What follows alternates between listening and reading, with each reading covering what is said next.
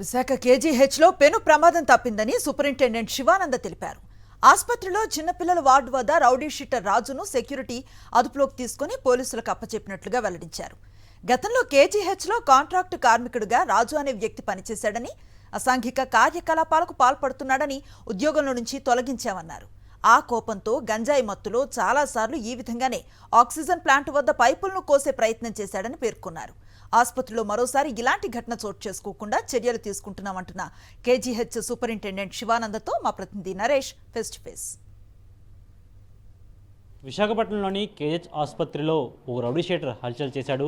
ఏకంగా చిన్నపిల్ల వార్డులో ఆక్సిజన్ పైపులను కట్ చేసే ప్రయత్నం చేశాడు. ఈ ఘటనకు సంబంధించి పూర్తి స్థాయిలో కూడా విచారణ జరుగుతుంది.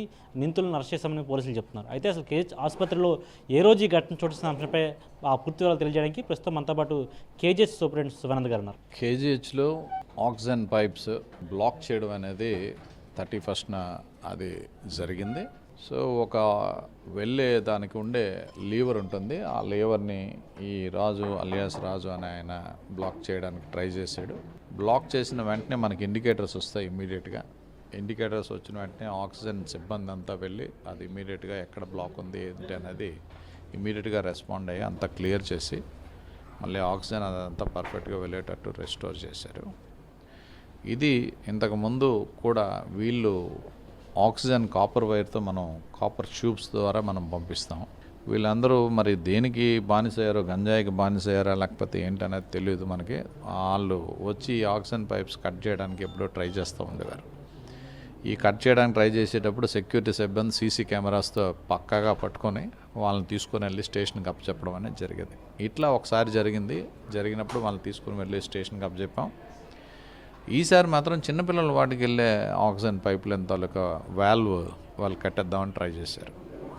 అది మనం పర్ఫెక్ట్గా ఐడెంటిఫై చేసి దాన్ని బ్లాక్ చేసి వాళ్ళని క్యాచ్ హోల్డ్ చేయడం, వాళ్ళని పట్టుకొని స్టేషన్కి అప్పచెప్దామనే ప్రక్రియలో వాళ్ళు తిరగబడి కత్తులు బ్లేడ్స్ తీసి సెక్యూరిటీస్ మీద ఎదురుదాడి చేయడానికి ట్రై చేశారు. రీజన్ ఏంటి అనేది పోలీసు వాళ్ళు విచారిస్తున్నారు. ఆయన ఇంతకుముందు ఇక్కడ కాంట్రాక్ట్ బేస్లో పనిచేసేటప్పుడు అసాంఘిక కార్యక్రమాలు అండ్ ఆడపిల్లలు నడిపించడం అనేది ఇటువంటి వైపుని చేసేవాడట. చేయడం వల్ల ఆయన టెర్మినేట్ చేశారు, ఇక్కడ వర్క్ చేయట్లేదు. ఈ ఘటనకు సంబంధించి సిబ్బంది అప్రమత్తంగా ఉన్నారని, ఇంకా పూర్తి స్థాయిలో సిబ్బంది ఆక్సిజన్ టవర్స్ దగ్గర కావచ్చు లేకపోతే పూర్తిగా ఎక్విప్మెంట్కి సంబంధించిన ఎక్కడ రక్షించే ప్రదేశాల్లో పూర్తిగా డిప్లాయ్ చేస్తామని చెప్పి పరిస్థితి కనిపిస్తుంది. అయితే పూర్తిగా ఈ ఘటనకు సంబంధించి రాజుతో పాటు మరో ఇద్దరం కూడా వంటూరు పోలీసులు అరెస్ట్ చేసి రిమాండ్కి తరలించారు. వీడియో జర్నలిస్ట్ శంకర్తో నరేష్, సాక్షి టీవీ, విశాఖపట్నం.